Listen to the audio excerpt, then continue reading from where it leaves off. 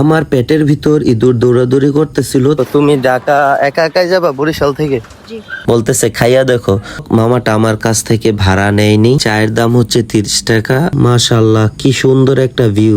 আসসালামু আলাইকুম, it's me Hasibul Hasib. Welcome to my another new blog. আজকের ব্লগ সোনারগাঁ টু বরিশাল ভোলা। অফিসের কাজে বরিশাল ভোলা যাচ্ছে। সকাল সকাল ব্যাগটি সুন্দরভাবে গুছিয়ে নিলাম। বাইরে বৃষ্টি হচ্ছে। রাস্তায় আসার সাথে সাথে সাকিবুলের সাথে দেখা। সাকিবুল নাকি মোগরাপাড়া চৌরাস্তা যাবে, তো সাকিবুলকে নিয়ে বের হলাম একসাথে। অটোতে চড়ে চলে আসলাম দড়িকান্দি বাস স্ট্যান্ড। খুব তাড়াতাড়ি সিএনজিও পেয়ে গেলাম। সাকিবকে বিদায় দিয়ে আমাদের মেঘনা গ্রুপের সামনে চলে আসলাম। তো এই হচ্ছে আমাদের গাড়িটা, যে গাড়ি দিয়ে আমি বরিশাল ভোলা যাব এখন। তো গাড়ির পরিবেশটা দেখলাম কেমন। আলহামদুলিল্লাহ, গাড়ির পরিবেশটা অনেকটাই ভালো আছে। দেখতে দেখতে বেরিয়ে পড়লাম আমরা ভোলার উদ্দেশ্য। তো ভোলার উদ্দেশ্যে গাড়ি ছেড়ে দিলাম।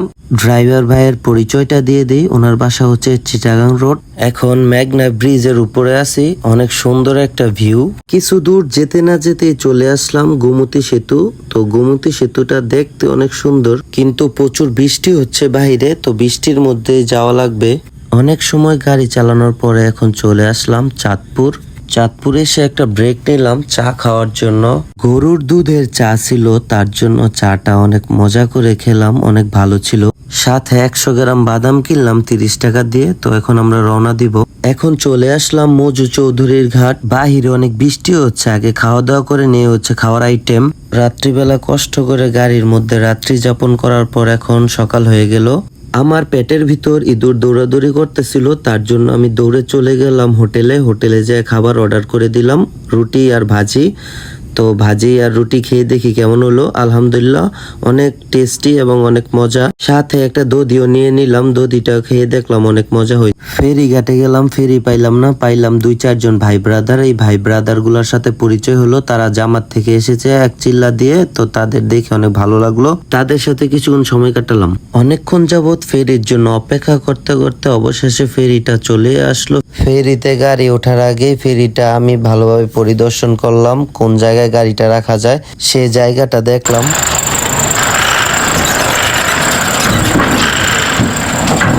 অবশেষে ফেরির উপর গাড়ি উঠে গেল। কিছুক্ষণ পর গাড়ির উপর উঠলাম। মাশাআল্লাহ, কি সুন্দর একটা ভিউ, না দেখলে আসলে মিস করতাম।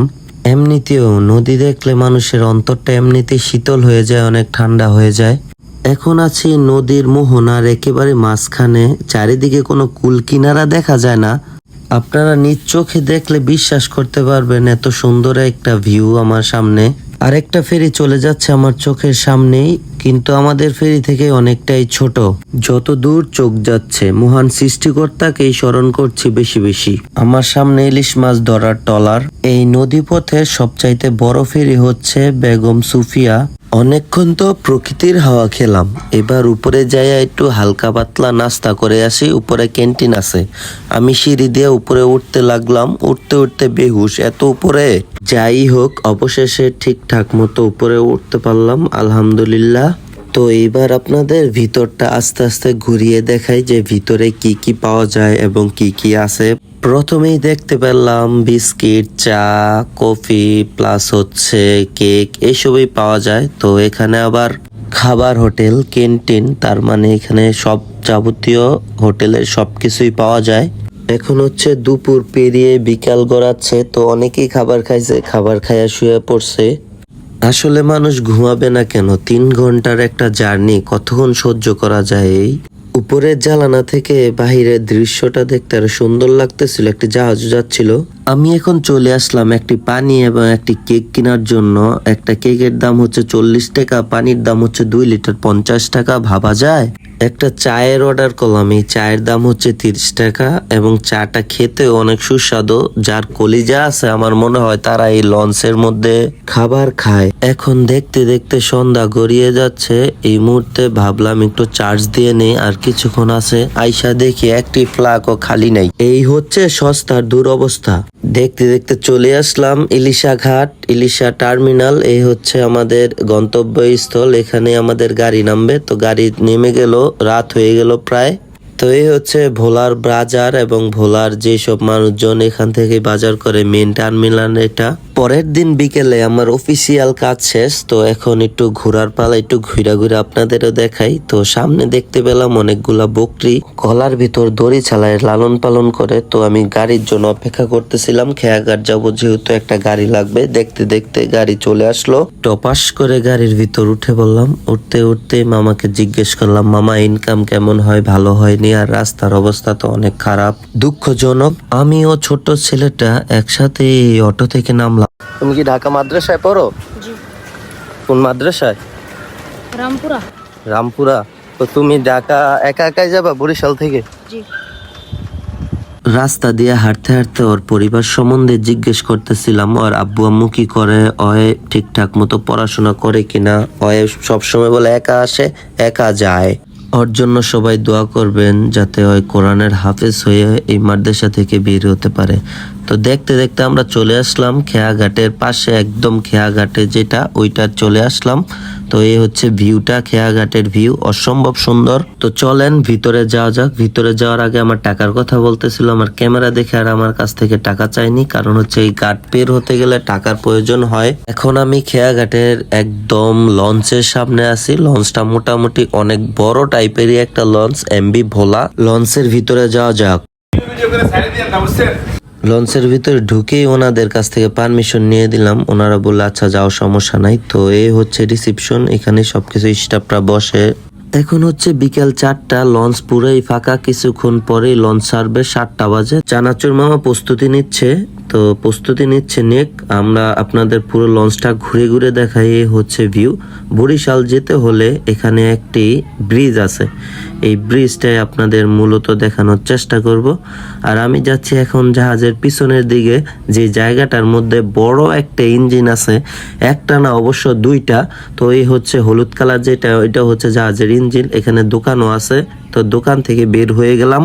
টিপ টিপ করতে করতে দোতলায় উঠে পড়লাম সিঁড়ি দিয়ে। উঠতে না উঠতে এই ছেলেটাকে দেখতে পেলাম, যে ছেলেটা কিছুক্ষণ আগে আমার সাথে আসছিল। তো ছেলেটাকে বললাম, তুমি কাঁথা নিয়ে কেন আগে ভাগে বিছনা করতেছো? ছেলেটা উত্তর দিল, কারণ হচ্ছে আগে ভাগে বিছনা করলে ভালো জায়গা পাওয়া যায়। এই হচ্ছে টয়লেট, ওয়াশরুম সবকিছু এক জায়গায়। এখন আমরা চলে আসলাম কাঙ্ক্ষিত ওই ব্রিজটার সামনে। এখান থেকে ভোলা থেকে বরিশাল যাওয়া যায়। এই ব্রিজ পার হইলেই আরো টিপ টিপ করতে করতে সিঁড়ি দিয়ে উপরে উঠে পড়লাম। একবারে ছাদে যাওয়ার চেষ্টা করলাম। এই হচ্ছে ছাদের পিছনের সাইড, একবারে আরো উপরে যাওয়া যায়। তো আরো উপরে উঠে পড়লাম। লঞ্চের উপর থেকে খেয়াঘাটের ভিউটা দেখেন একবার, অসম্ভব সুন্দর। মানুষজন এবং অটো সবকিছুই, গাছপালা, নদী সবকিছু অনেক সুন্দর দেখাচ্ছে। এখন ইন্টারেস্টিং একটা জায়গায় যাচ্ছে, যে জায়গায় খেয়াঘাটে মিষ্টি পাওয়া যায় ভালো। চলেন যাওয়া যাক। তো দেখতে দেখতে চলে আসলাম এই মিষ্টির দোকানের সামনে। দোকানের সামনে অনেক সুন্দর, একদম আটা দিয়ে রুটি বানাচ্ছে, কোনো ময়দা নাই। তো দাদাকে জিজ্ঞেস করলাম, দাদা মিষ্টি আছে? বলল হ্যাঁ মিষ্টি আছে, খাওয়া যাবে, সমস্যা নাই। এই হচ্ছে মিষ্টির কোয়ালিটিগুলা, একদম শিরার মধ্যে ভিজিয়ে রাখছে, অসম্ভব সুন্দর দেখতে। বলতেছে খাইয়া দেখো। তো খাইতে গেলে বসতে হবে, বসে পড়লাম খাওয়ার জন্য। তো আগে একটা মিষ্টি খাই, দেখি টেস্ট করি। আসলে রুটির অর্ডারের দিছি, এটা ভুলেই গেছিলাম। মিষ্টি একটা খেয়ে নিলাম, সাথে সাথে মিষ্টি খেতে খেতে পিছন দিকে দাদা চলে আসলো মিষ্টি এবং রুটি নিয়ে। তো ওইটাও টেস্ট করব, দেখি কেমন হয়েছে। আলহামদুলিল্লাহ, একদম রুটি দিয়ে একদম মিষ্টি খেতে আলহামদুলিল্লাহ অনেক ভালো লাগে। তো মিষ্টি খাওয়া শেষ, আমি এখন টাকা দিয়ে দিব। তো টাকা দিয়ে আমি বাজার দিকে হেঁটে গেলাম। একটি নারকেল দেখতে পেলাম, 2টি নারকেল। তো 2টি নারকেল আর হচ্ছে উড়িগাপ আর হচ্ছে মরিচ। এই লোকটা আনছে, আসলে এই লোকটার সাথে পারা যাচ্ছিল না এবং আমি নিতে যাচ্ছিলাম। তো দেখি কি বলে। নারকেল 150 দিবেন না? গ্রামের মানুষজন সরল সোজা এবং কঠিন, প্রচুর কঠিন। তার মানে বুঝাতে চাচ্ছে আমি অনেক দরদাম করছি, কারণ দরদাম করে নেওয়াটাই ভালো। এখন কলার দাম জিজ্ঞেস করছি, ঢাকা থেকে এখানে আরো কলার দাম বেশি, তাহলে কিভাবে কিনি? তারপরও দেখতেছিলাম যদি কিনা যায়, দরদাম করতেছিলাম আমিও। আপনাদের একবার ঘুরে দেখাই খেয়াঘাটের ভিউটা, পুরো জায়গাটা অসম্ভব সুন্দর লাগতেছিল। মাঝখানে একটি মাঠ, চারিদিকে দোকান, অসম্ভব ভিউ। তো আমার ডাব কিনা হয়ে গেছে। ডাব কিনলাম 160 টাকা দিয়ে 2টা। তো ডাব কিনে চলে যাচ্ছি। Dear audience, thank you so much, thank you everyone. যারা যারা এই মুহূর্তে ভিডিওটি দেখছেন তাদেরকে অসংখ্য ধন্যবাদ। আর আজকের মতো বিদায় নিচ্ছি। সবাই ভালো থাকবেন, সুস্থ থাকবেন। আসসালামু আলাইকুম।